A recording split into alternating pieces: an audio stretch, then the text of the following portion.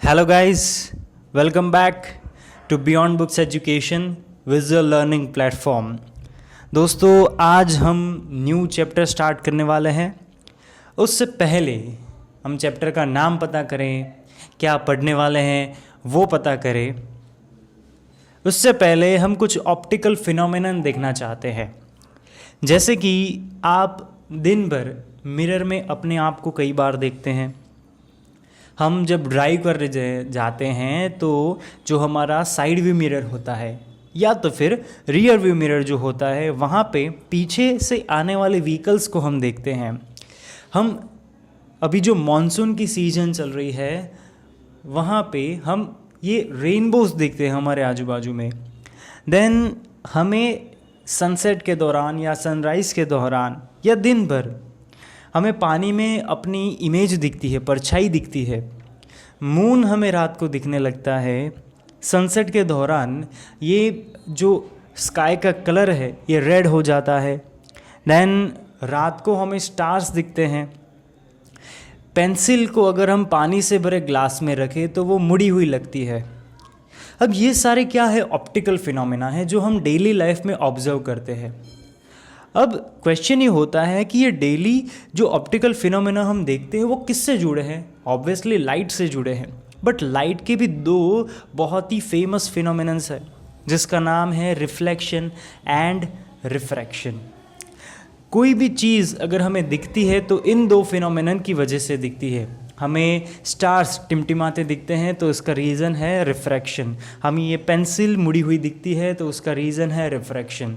हमें मून दिखता है रात को तो उसका रीज़न है रिफ्लेक्शन। हम खुद को, अपने आप को मिरर में देख पाते हैं, उसका रीज़न है रिफ्लेक्शन। तो जितने भी फिनोमेनन्स हैं ऑप्टिकल फिनोमेनन्स, वो यही दो इफ़ेक्ट की वजह से हमें दिखता है, दैट इज़ रिफ्लेक्शन और रिफ्लेक्शन। तो दोस्तों आज इस वीडियो में हम समझने वाले हैं कि व्हाट इज़ रिफ्लेक्शन, और इंट्रोडक्शन जो हमने आगे लिया है इसके बारे में बहुत थोड़ा डिटेल में बात करने वाले हैं। ठीक है, तो चलिए फिर शुरुआत करते हैं।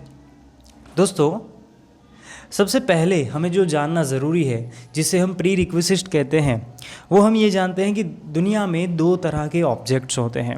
यहाँ पे आपको सन दिख रहा है, देन बल्ब है, देन ट्यूबलाइट है। अब उसके कंपैरिजन में सामने हमने एक चेयर रख दी, एक बेड है, बुक्स हैं, और जिस नोटबुक में आप लिखते हो वो पेन है, आपका हाथ है, और वो खुद नोटबुक है। अब यहाँ पे आपको डिफरेंस क्या दिख रहा है इन दोनों में? आप कहोगे सर कोई डिफरेंस ही नहीं है, बहुत कुछ डिफरेंस है, कोई कॉमन है ही नहीं, राइट। बट यहाँ पे मैं बात कर रहा हूँ कि ये जो लेफ़्ट साइड वाले ऑब्जेक्ट्स हैं, ये सारे ऑब्जेक्ट्स में एक चीज़ कॉमन है कि ये सारे ऑब्जेक्ट्स लाइट को इमिट करते हैं, बाहर फेंकते हैं। और जो राइट साइड वाले ऑब्जेक्ट हैं they can't emit the light.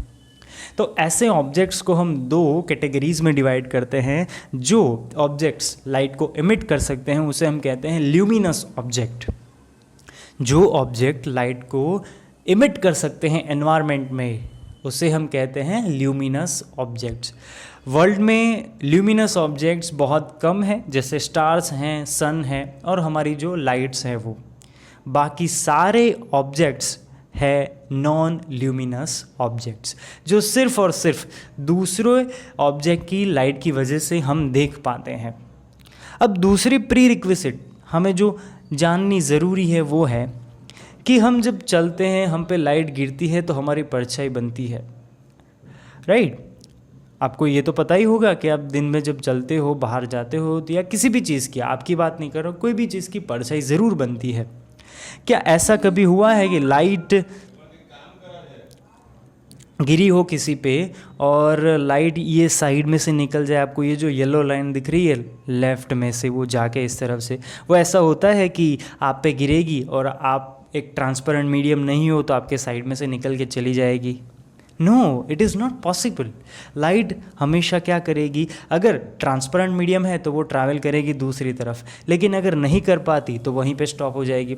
For an example, आप क्या कर सकते हो, अपने मोबाइल की टॉर्च लाइट ऑन करो और आधी उंगली उस टॉर्च लाइट पे रख दो, तो क्या होगा कि आधी ही लाइट बाहर जा पाएगी।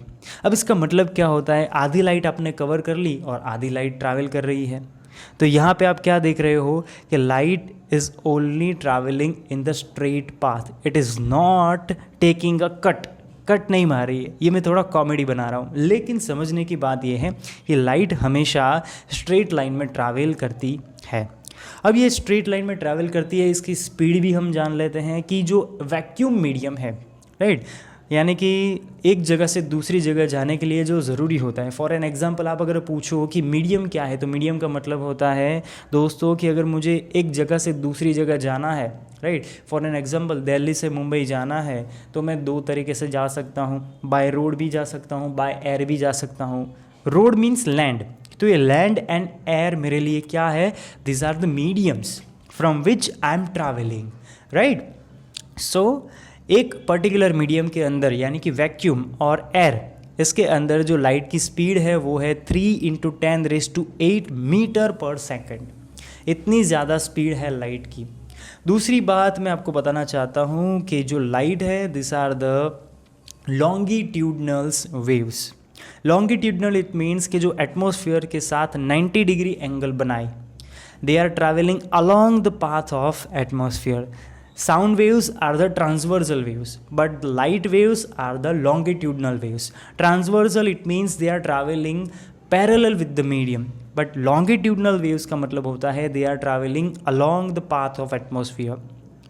Second, we can say that the light does not require any medium to travel because we get light from the sun. And there is no atmosphere, though there is no air, there is no other medium from which the light is traveling. It means there is a zero medium, no medium, right? So light can also travel from the that space, vacuum, right? It is possible for light to travel from the vacuum. That is one thing that we need to know. Now, what we will learn in this chapter. So let us look at the two major topics of this chapter, that is reflection of light and refraction of light. These are the topics that we will study in future lectures. Please take a screenshot of this. I'm not discussing in this brief detailed. I'm just allowing you to take a screenshot of this, right? Because ये बहुत ही बड़े बड़े topics है, इसके बारे में discussion करने का कोई मतलब नहीं है, पर क्या पढ़ने वाले हो आप यहाँ से पता लगा सकते हो, राइट? सो अब हम पता लगाते हैं कि what is reflection of light. See, take an example. Let us understand with this moon example. See, सन की जो लाइट है वो मून पे गिरती है, ठीक है, और वहाँ से रिफ्लेक्ट होके वहाँ के गिरने के बाद मेरी आँखों में आती है. अब रिफ्लेक्शन का मतलब क्या है? The process of sending back the light rays which fall on the surface of an object is called as the reflection of light. अगर आप इस तरह से भी कहो कि मान लो light A to B direction में जा रही है, जो एक उसकी परफेक्ट एक डायरेक्शन है, यूनि डायरेक्शनल है, ठीक है, अभी एक डायरेक्शन में जा रही है, लेकिन बीच में कोई ऐसा ऑब्जेक्ट आता है जहाँ से ये लाइट टकराती है और B to C हो जाती है. That is total different path. आप यहाँ पे देख सकते हो कि ये जो लाइट रे है हमारी, ये सन से इस तरफ आ रही है, इसकी डायरेक्शन यहाँ है, पर अब ये जो मून के साथ टकराने के बाद सीधी इस तरफ हो जाती है. इट मीन्स के ये क्या हो रहा है, डायरेक्शन भी चेंज हो रही है. तो रिफ्लेक्शन का मतलब क्या होता है कि लाइट रेज जब किसी ऑब्जेक्ट पे गिरती है और गिरने के बाद ये रिफ्लेक्ट करती है, बैक आती है, उसकी डायरेक्शन चेंज हो जाती है, राइट? तो उसे हम कहेंगे रिफ्लेक्शन ऑफ लाइट. अब बात करते हैं इस एक एग्जांपल से समझते हैं कि मान लो एक मिरर है, मिरर पे एक लाइट रे गिर रही है, दैट इज़ AO, एंड वहाँ से रिफ्लेक्ट हो रही है O to B, राइट. अब जो AO रे है, right, that is light falling on the mirror, and O to B है, that is light reflected by the mirror. तो इसे हम कहते हैं reflection of light by a mirror और any other object. Okay, light beam AO, it is falling at point A, it is sent back by mirror in another direction, that is OB. It means that mirror has reflected the light. Let's take an example of the ball throwing on the wall. मान लो एक ball को हम यहाँ पे throw कर रहे हैं इस डायरेक्शन में और वहाँ से टकराने के बाद वो इस तरफ आ रही है, तो that is also the reflection. We can relate this example with this particular mirror reflection case.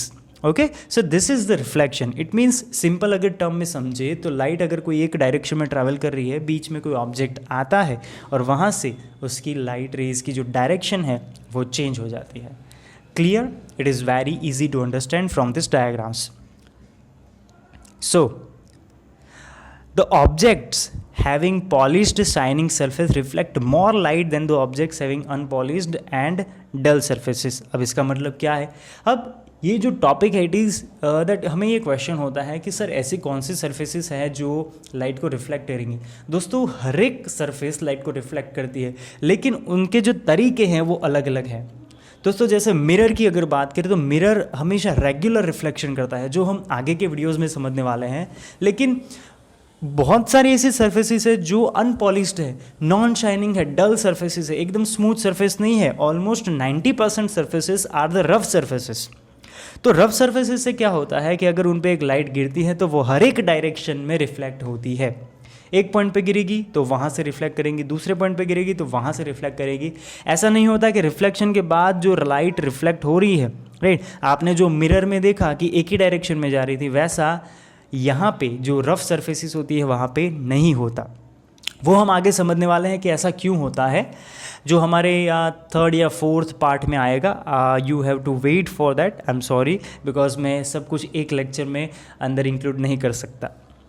सो हमेशा रिफ्लेक्शन तो होता ही है, लेकिन it may be regular reflection और इरेगुलर रिफ्लेक्शन।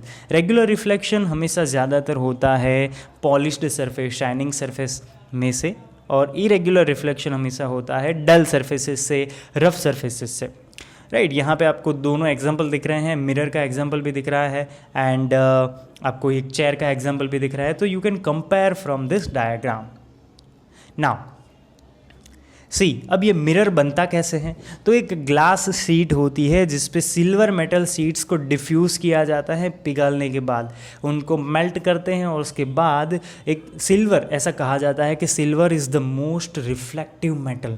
फिर से ध्यान से सुनिएगा दोस्तों, एक बार फिर से क्या कहा मैंने कि silver is the most reflective metal in all the metals, right. और इसी वजह से ग्लास शीट के ऊपर एक सिल्वर कलर की मेटल की जो होती है ये शीट लगाई जाती है, राइट। हमने लास्ट चैप्टर में पढ़ा था ना कि उनकी ये जो डक्टिलिटी होती है, देन हम कहते हैं उनको थिन शीट्स में हम कन्वर्ट कर सकते हैं।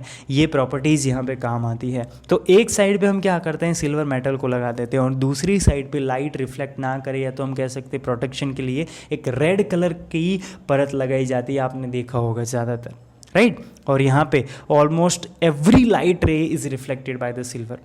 दोस्तों आपको एक और चीज़ जाननी ज़रूरी है कि लाइट हमेशा रेज से बनी होती है, और उन रे, ग्रुप ऑफ रे को हम कहते हैं बीम ऑफ लाइट। और ये सारी लाइट सिल्वर मेटल हमेशा ही रिफ्लेक्ट कर ले, ऑलमोस्ट 99% रिफ्लेक्ट हो जाती है। अब मिरर में रिफ्लेक्शन कैसे होता है कि मान लो हमारे पास एक मिरर है जिसका एक एंड है M और दूसरा है M', और ये जो छोटी छोटी आपको लाइंस दिख रही है ना, this are the non reflective surface. अभी आपको दोस्तों ये ध्यान में रखना है कि हमेशा कभी भी ऐसी लाइंस, छोटी छोटी डैश अगर दिखाई हो, उसका मतलब क्या होता है कि that is non reflecting surface, और दूसरी तरफ लेफ्ट हैंड साइड जो है that is reflecting surface, right. क्योंकि हम डायग्राम में बता नहीं सकते कि कौन सी सरफेस रिफ्लेक्टिंग है, कौन सी सरफेस नॉन रिफ्लेक्टिंग है, तो हम इस डिनोशन का यूज़ करते हैं।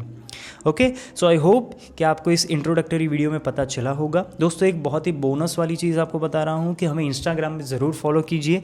बियॉन्ड बुक्स एजुकेशन हमारी आईडी है, बिकॉज आपको डेली एक इंग्लिश वर्ड सीखने को मिलेगा, आपकी वोकेबलरी इंक्रीज़ होगी। तो मैं आपको फोर्स करता हूँ कि आप हमें बियॉन्ड बुक्स एजुकेशन में फॉलो कीजिए to increase your knowledge in English language. Thank you so much.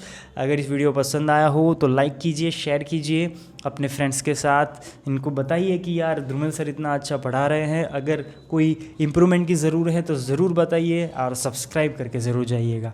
Thank you so much.